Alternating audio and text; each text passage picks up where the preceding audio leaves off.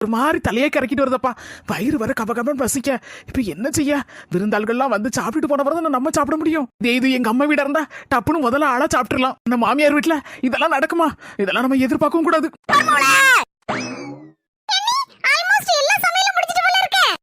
எல்லாம் ரெடியா தானே இருக்கு. ஆமதே, பிரியாணி, பால் பாயசம், குலாப் ஜாமுன் எல்லாம் ரெடி தே. மர்மலை இப்பதான் போன் வந்துச்சு. என் சொக்கார ஆள்கள் அந்த வண்டியில கிளம்பியாச்சான். இன்னும் ஒரு 3/4 மணி நேரத்துல வந்து சேர்ந்துருவோம்.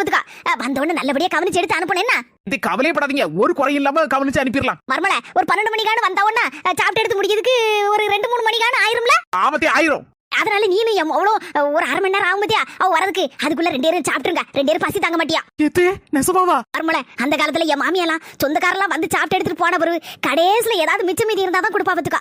அப்படி என்ன கஷ்டப்படுத்திருக்கா. அப்படி கஷ்டப்படுத்த நான் உன்னை விரும்பல பத்துக்கா. அதனால முதல்ல சாப்பிட்டு வந்த ஆள்களுக்கெல்லாம் சந்தோஷமா மன நேரமோட அப்பதான் பரிமாற முடியும். சாப்பாடுலாம் நிறைய இருக்கு. நல்ல வயிறார சாப்பிடுங்க 2 பேரும். உண்மையில இப்படி ஒரு மாமியார் கிடைக்கிற கொடுத்து வச்சிருக்கணும் தே.